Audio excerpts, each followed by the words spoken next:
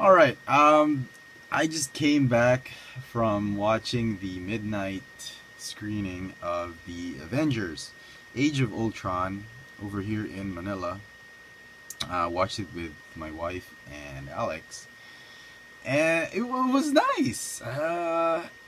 You know what? It's not as great as the first one. Definitely not, but it was still a blast watching it. And this is spoiler alert. Some spoiler alerts for you before you proceed with watching this video review of mine, this movie review. There will be spoilers, so I'm warning you now. If you haven't seen the movie and you don't want to be spoiled, don't don't continue watching this movie review. Okay, I'm just so tired. It's like 3:30 a.m. I don't have time to go to my regular review slot spot, but I'm doing it here because I'm about to go to bed. But it was fun. It was a fun, again, Marvel delivered a very fun movie. Now, um, it's not as great as the first one simply because the first one was so good. It's so hard to follow a 10 over 10 movie. And you try and use, this is a case of Marvel trying to use the same formula, um, trying to put a movie in between what's coming, which is the Infinity War, with Thanos and the Infinity Gems, Infinity Gauntlet. They're trying to put a movie in between that, what happens, and a movie that comes after the events of Captain America, the Winter Soldier, events after Iron Man, and events after the Avengers. Um, so, you know, it's lived up to a bit of the hype, but I think that was a case of Marvel trying to do too much.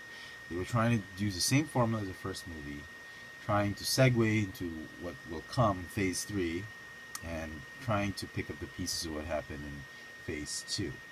So you get this.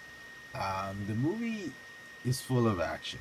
Um, the weirdest thing about this movie is you watch as the movie begins. You're right smack in the action. You feel that so many things are going on. The pace gets so fast, it abruptly slows down, gets fast again, then abruptly slows down again, and gets fast.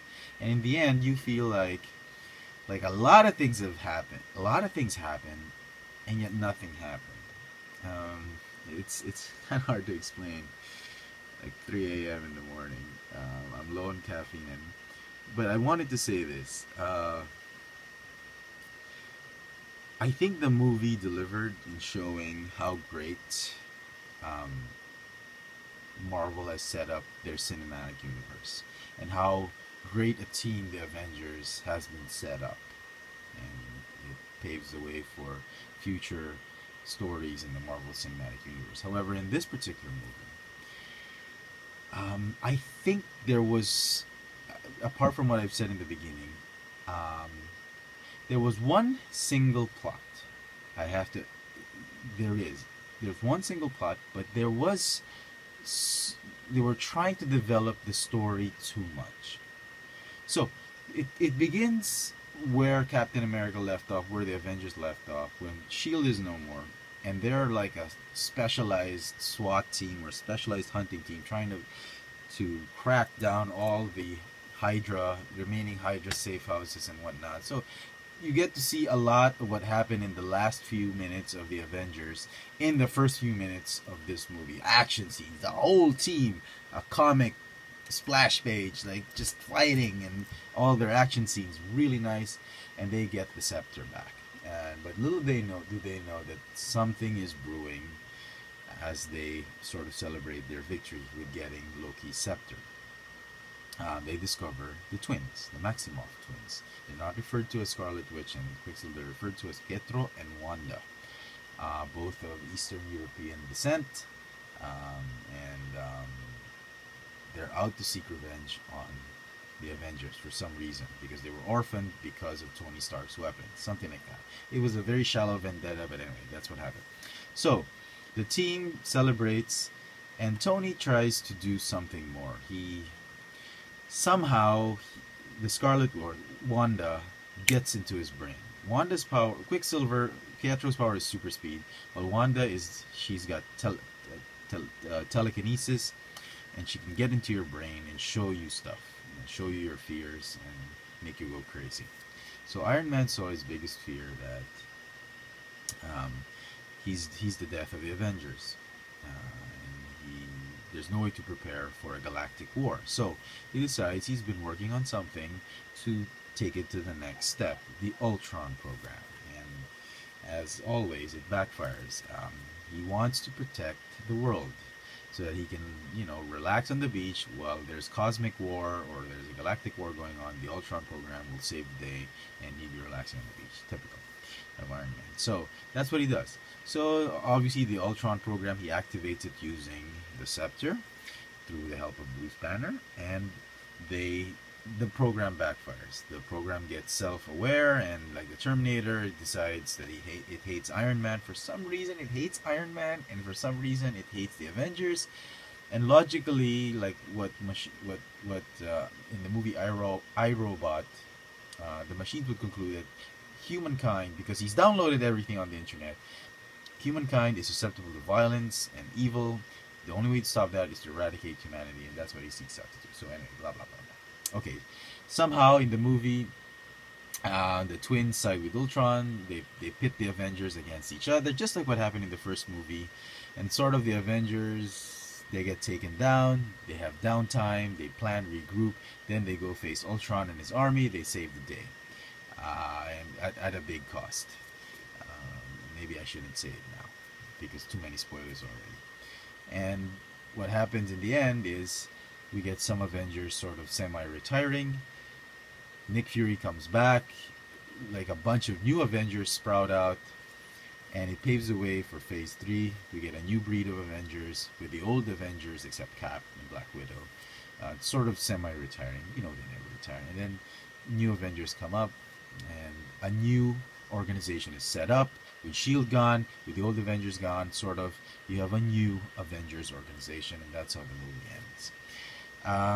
What I liked about the movie is the action scenes really showcase the Avengers. I love that. I love the teamwork, the spirit about teamwork, humanity, the spirit of camaraderie, being who you are, just doing the right thing. I love that.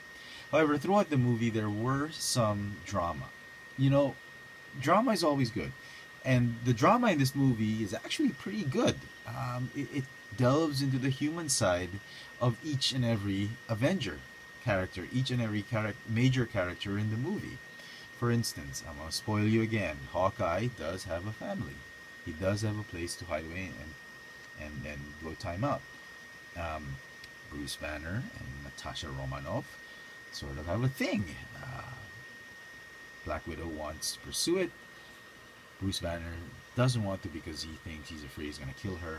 So it's sort of like a forbidden relationship that sort of doesn't manifest with him bailing out. You get Cap, but Cap's been overexposed, so not really that much. You get Cap, you get to see the struggle between Cap and Iron Man yet again. They're struggling. Cap is the leader, but Iron Man feels like he's doing the rest of the job, saving the world, but he's not the leader. And you get to see the tension between them brewing, which would probably pave way for civil war. And Thor is faced with his fear that he is the death of the whole universe.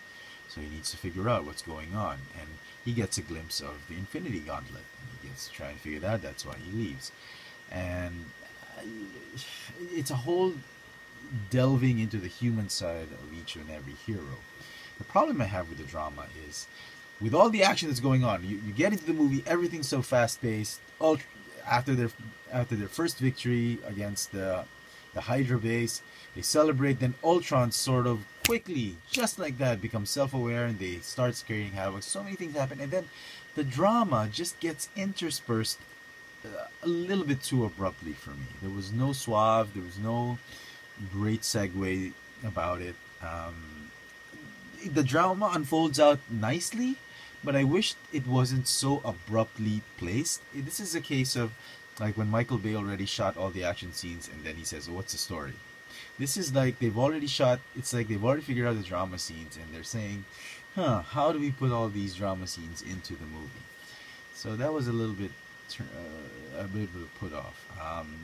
What saved it is like the way the drama unfolded was great, and the way only Marvel could tell it.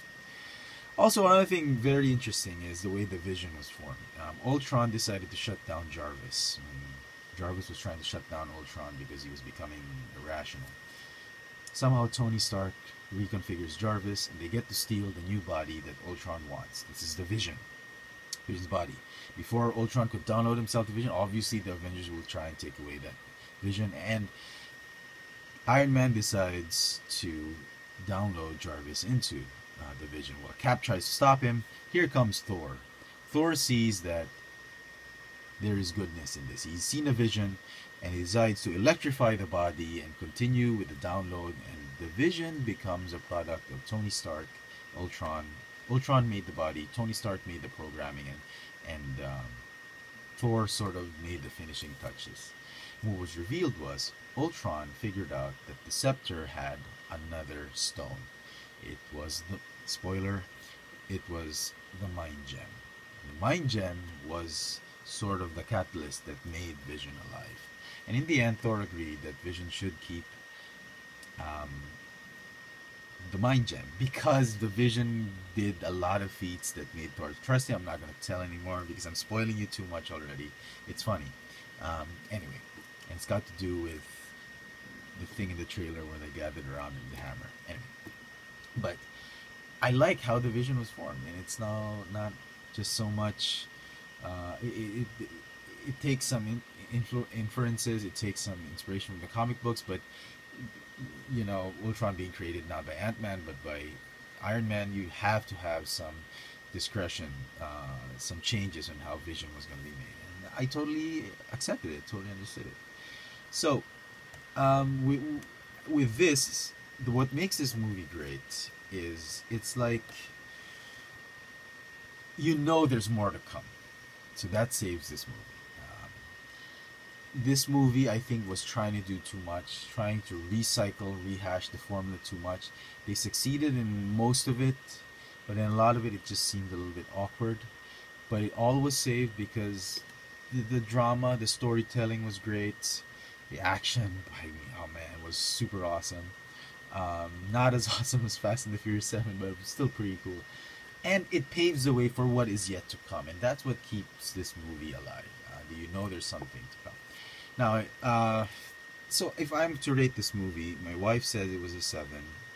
Alex says it's an 8. I'm going to rate it as a 9. So, on average, it's an 8, 8.5, 9. It's not a 10. Definitely not a 10. But it's still a good, fun watch.